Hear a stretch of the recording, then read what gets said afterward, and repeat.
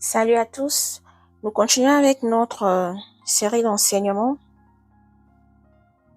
Alors, la fois passée, nous avions parlé de l'aspect physique d'un combat ou d'un combat spirituel et j'ai donné une petite définition et vous allez la retrouver dans les commentaires. C'est posté là-bas et puis dans la description de la vidéo. Alors, aujourd'hui, nous continuons avec cette série d'enseignements qui s'intitule les temps de la fin. Alors, comme je disais la fois passée, nous avions parlé de l'aspect physique. Nous avions pu parler de comment Dieu agit, comment Dieu choisit des personnes ou des nations pour accomplir une mission ou des missions. Alors Dieu, lorsqu'il choisit, il est Dieu, il peut choisir qui il veut. Et puis, nous devons savoir que lorsque Dieu choisit, c'est-à-dire qu'il voit en cette personne ou en ces groupes de gens ou en cette nation ou qui que ce soit, une certaine volonté ou une certaine disponibilité, ok? Alors, ça veut dire que Dieu utilise les vases disponibles. Un vase qui est disponible et c'est ce vase qui va être utilisé par Dieu.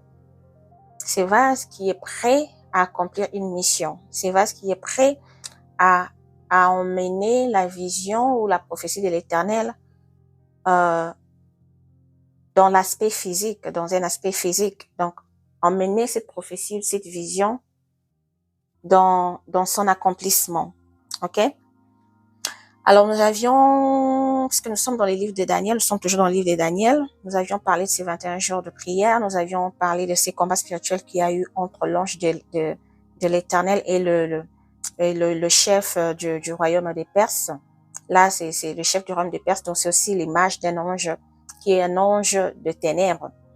Alors, nous avions dit que cette prière avait été exaucée. Ces prières de 21 jours avaient été exaucées, mais il fallait qu'elles prennent place dans les physiques. Et j'en ai parlé et j'avais dit qu'il s'agissait de cette confrontation, de ces conflits, de cette guerre qu'il y a eu entre la nation d'Israël et l'Iran.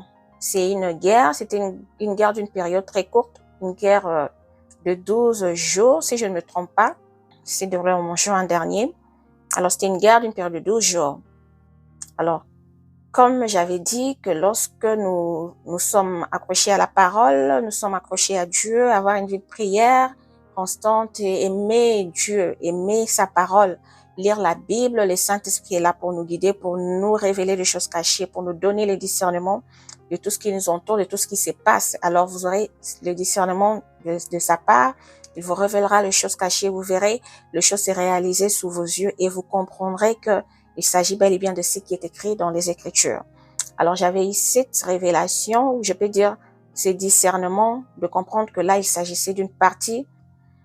Alors, et puis j'ai parlé de Jean-Baptiste et nous avions parlé de Zacharie et d'Élisabeth qui sont là les parents de Jean-Baptiste et ils avaient ces désirs, ils avaient un souci dans leur vie qui était d'avoir un enfant.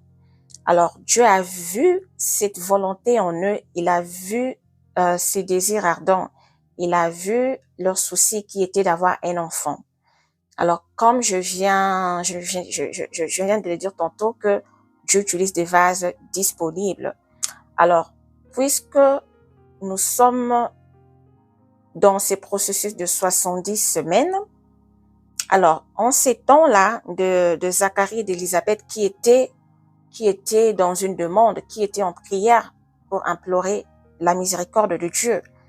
Alors Dieu, puisque les 70 semaines avaient déjà commencé, alors Dieu a exaucé cette prière. Vous savez, Dieu a plusieurs manières d'agir, ok, dans la vie des êtres humains. comme j'ai dit, qu'il voit les vases disponibles et puis il comprend le cœur. Il voit, puisque c'est lui qui est Dieu, il sonde les cœurs, le rein, et il connaît votre cœur. Il voit que votre cœur est disponible et vous êtes prêt à le servir. Alors, Dieu a vu que cette demande devait être exaucée. Alors, la prière a été exaucée, la prière a été agréée puisque l'ange est allé leur annoncer cette bonne nouvelle que vous aurez un enfant, un fils, que à qui vous donnerez le nom de Jean-Baptiste. Alors, Dieu a pris cette prière. Déjà, l'exaucement était fait dans le monde spirituel, dans le spirituel, ils avaient déjà cet enfant. Mais cet enfant devait maintenant naître dans le physique. Ses parents devaient palper leur bénédiction. Alors, c'est par après que cette bénédiction ou cette vision ou cette prophétie a eu lieu dans le physique. Ils ont enfin eu cet enfant. Et cet enfant a eu un ministère. Il a eu une mission lui a été donnée par l'Éternel. Alors cet enfant avait aussi un rôle à jouer dans les 70 semaines. Donc vous voyez un peu comment Dieu opère avec les hommes. Si je fais un peu marche arrière, c'est juste pour nous faire comprendre un peu comment Dieu réagit, comment Dieu pose des actions, comment Dieu joue c'est comme si nous étions dans un film. Et c'est là, nous sommes en train de voir comment Dieu place les acteurs pour accomplir des rôles. Donc, voilà comment est-ce que cela s'est passé avec Jean-Baptiste. Alors, il a accompli sa mission et la prophétie a été accomplie. Zacharie et Élisabeth ont été bénis de leur enfant, d'avoir cet enfant. Et l'enfant, à son tour, a accompli une mission qui était de préparer le chemin pour le Seigneur Jésus-Christ, pour qu'il devait d'abord préparer, la nation d'Israël, préparer leur cœur, préparer leurs pensées, parce que c'était déjà une nation déjà perdue depuis l'époque. Ils ne marchaient plus dans la conformité, à la parole de l'Éternel.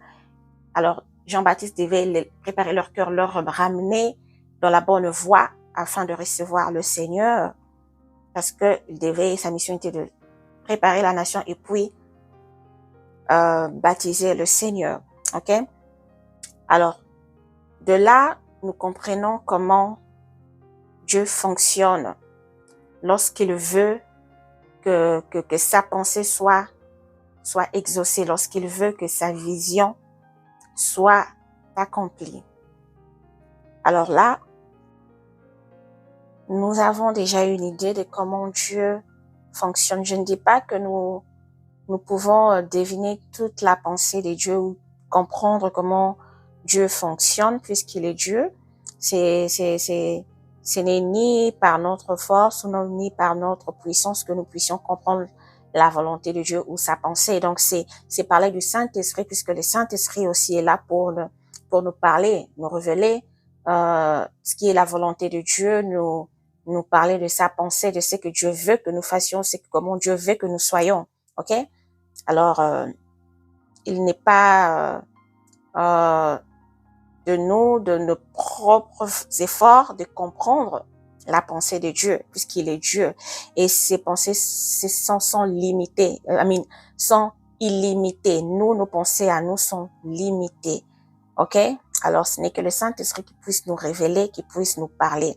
Puisque même les Écritures nous révèlent la volonté de Dieu, il nous révèle sa pensée, il nous révèle de toutes les visions, prophéties que Dieu veut de nous, de comment est-ce que Dieu veut que l'humanité soit. Alors, nous comprenons que même la Bible, elle ne nous parle pas de tout ce qui concerne Dieu. La Bible est limitée puisque Dieu, il est Dieu, il n'a point de limite. Alors, voilà ce que je peux dire. Même en ce qui concerne les nations en guerre, comme nous allons parler de ces conflits qu'il y a eu entre l'Iran et l'Israël, de cette partie de la prophétie de Daniel qui s'est déjà accomplie.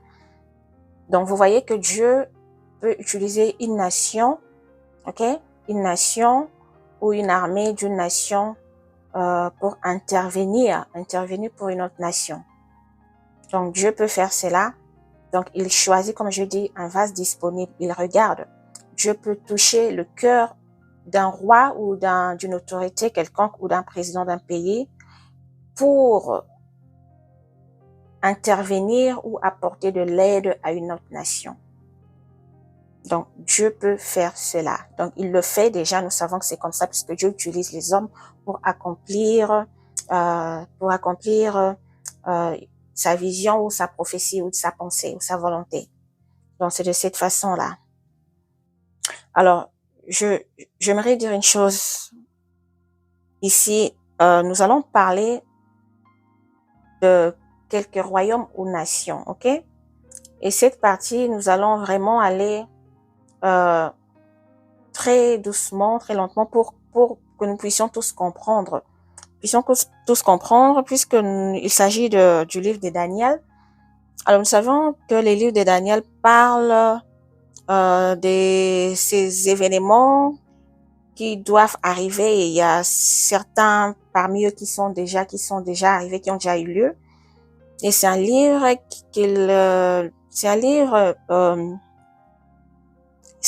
qui parle des détails, qui demande plus de discernement, ok, des révélations. Alors, nous allons aller vraiment très doucement pour les prochaines étapes, pour les prochains enseignements, pour que nous puissions tous vraiment bien discerner et comprendre, puisque je ne veux pas que nous puissions dire des choses qui ne sont pas ce qui est dit dans ces écritures, dans ces livres de Daniel. Alors, c'est vraiment un livre qu'il faut beaucoup plus de temps et de discernement, que le Saint-Esprit nous aide pour comprendre ce qui est écrit. Ok? Alors, j'aimerais ici lire Daniel chapitre 2 à partir du 27e au 35e verset. Et je vais mettre la caméra, comme ça nous allons lire ensemble. Bien. Alors, avant de lire, j'aimerais dire ici qu'il s'agit d'un rêve ou d'une vision qu'avait fait le roi Nebuchadnezzar, le roi qui fut le roi de Babylone à l'époque. Après avoir lu ces chapitres, je peux comprendre ou je peux discerner que c'est par ici, au fait, que tout a commencé. Qu'est-ce que je vais dire par là? C'est à partir de cette vision que tout a commencé, que Daniel a commencé à avoir toutes ces révélations ou toutes ces prophéties ou visions de la part de l'Éternel. L'Éternel a d'abord révélé cette vision au roi Nebuchadnezzar, le roi de Babylone. Et il s'agit ici d'une vision d'une grande statue. Et voilà pourquoi je dis que c'est par là que tout a commencé. C'est-à-dire que cette vision a été la première vision qui a été donnée ou révélée au roi Nebuchadnezzar, qui vient lui révéler cette vision, qui lui révèle les choses qui doivent arriver dans la suite de temps. C'était là la toute première vision qui a eu lieu dans ces livres de Daniel. Et Dieu l'a révélé au roi. Au roi, Dieu l'a révélé sous forme d'une statue, et une grande statue qui était faite de plusieurs de plusieurs matières, je veux dire. Et le roi, dans ces chapitres, lorsque vous lisez, vous allez voir que le roi était troublé de cette vision et il a même oublié. Il l'a même oublié. Il ne s'en rappelait plus. Alors, il avait fait appel à tous les sages de son royaume, son entourage, les sages et tout ce qu'il y avait, les magiciens et tout, pour qu'ils puissent lui rappeler cette vision et qui lui donne l'interprétation, qui lui en donne l'interprétation. Alors, personne n'avait pu faire cela. Alors, il y a eu un serviteur du palais royal qui a pu contacter le roi, qui lui a parlé de Daniel et qui lui a dit que Daniel pouvait faire cela car c'était un homme pieux, c'était un homme qui craignait l'Éternel. Alors, Daniel a été voir le roi et Daniel a été en prière pour demander à ce que l'Éternel puisse lui révéler. Il a été en prière, lui et ses compagnons, dont il s'agit de... il avait ses compagnons qui étaient Shadrach, Meshach et Abednego. Et l'Éternel avait fait grâce et Daniel a pu avoir cette vision. Dieu lui a révélé de quoi il s'agissait et lui a donné l'interprétation. Alors nous allons lire ici pour voir de quoi, ce que les Écritures nous disent. Nous allons commencer à partir du verset 27 ici. Alors la parole dit, Daniel répondit en présence du roi et dit, ce que le roi demande est un secret que les sages, les astrologues, les magiciens et les devins ne sont pas capables de révéler au roi. Alors là, Daniel est en train de dire au roi Nebuchadnezzar que ce que vous demandez au roi, parce que le roi leur avait demandé de lui rappeler sa vision et puis de lui en donner l'interprétation. Mais personne n'a pu le faire. Alors Daniel lui dit, puisqu'il c'est un serviteur de Dieu, il savait que cette vision devrait forcément venir de l'Éternel et qu'il n'y avait que l'Éternel lui seul qui pouvait révéler ou rappeler cette vision à qui il voulait. Alors ce n'était pas au pouvoir de tous ces magiciens, devins et sages ou astrologues de se rappeler de cette vision et d'en donner l'interprétation. Cela était impossible. Alors là, Daniel était en train d'expliquer au roi. Et la suite dit, mais il y a dans les cieux un Dieu qui révèle les secrets et qui a fait connaître au roi Nebuchadnezzar ce qui arrivera dans la suite du temps. Alors là, Daniel est en train de dire au roi qu'il n'y a qu'un seul Dieu qui est dans les cieux, qui est l'Éternel, le Dieu des armées. Il n'y a que lui seul qui puisse révéler le secret. OK? Et qui t'a fait connaître, toi, roi Nebuchadnezzar, les choses qui doivent arriver dans la suite du temps. Alors, Daniel vient. Alors, il a dit ici les choses, ce qui arrivera dans la suite du temps, puisque Daniel, après avoir fait cette prière avec ses compagnons, Dieu lui a parlé sûrement, il a compris qu'il s'agissait des choses qui doivent arriver dans la suite du temps. Voilà pourquoi ici, il l'a précisé auprès du roi. Alors, voici ton songe et les visions que tu as eues sur ta couche. Sur ta couche, ô roi, il t'est monté des pensées touchant ce qui sera après ces temps-ci. Alors, le roi, lorsqu'il était dans son lit, il pensait à ce qui devrait arriver dans son royaume ou après lui. Il pensait à l'avenir, peut-être de Babylone, à l'avenir de son royauté et tout cela. Alors, et c'est lui qui révèle les secrets, t'a fait connaître ce qui arrivera. Alors, puisqu'il était en train de penser à tout cela, puisque Dieu sonde le cœur et le rein, il a compris que le roi Nebuchadnezzar voulait connaître le futur et Dieu lui a révélé cela. Alors, la suite dit, Si ce secret m'a été révélé, ce n'est point qu'il y ait en moi, une sagesse supérieure à celle de tous les vivants, mais c'est afin que l'explication soit donnée au roi et que tu connaisses les pensées de ton cœur.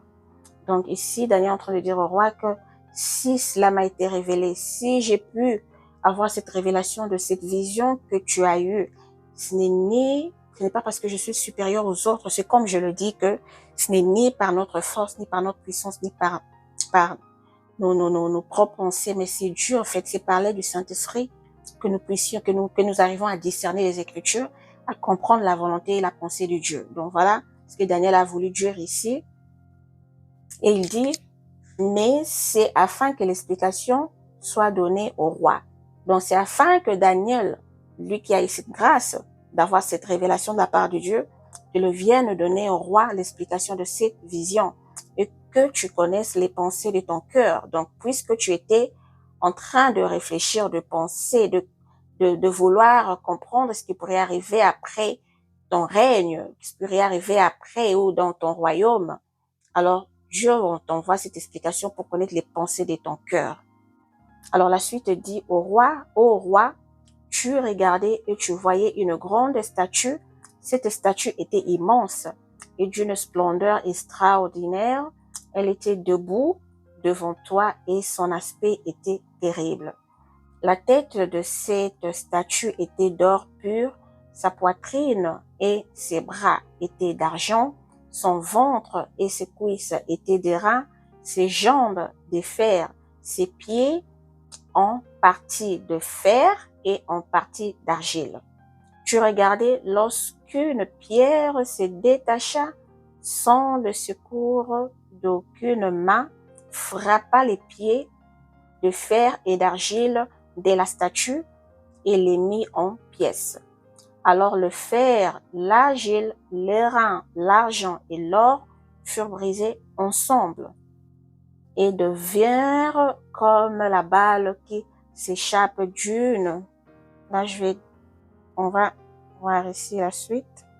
Ok? Nous sommes là. Alors la parole du tu regardais et lorsqu'une pièce se détacha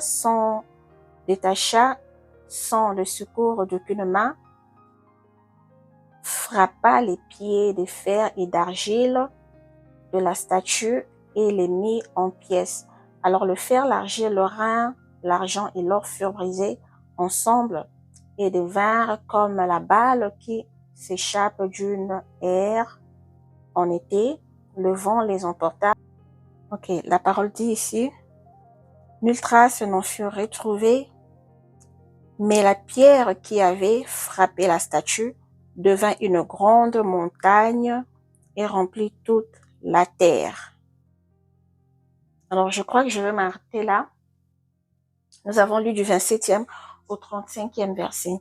Alors là, comme je disais, qu'il s'agissait de la vision. En fait, c'est la toute première vision que l'Éternel a donnée.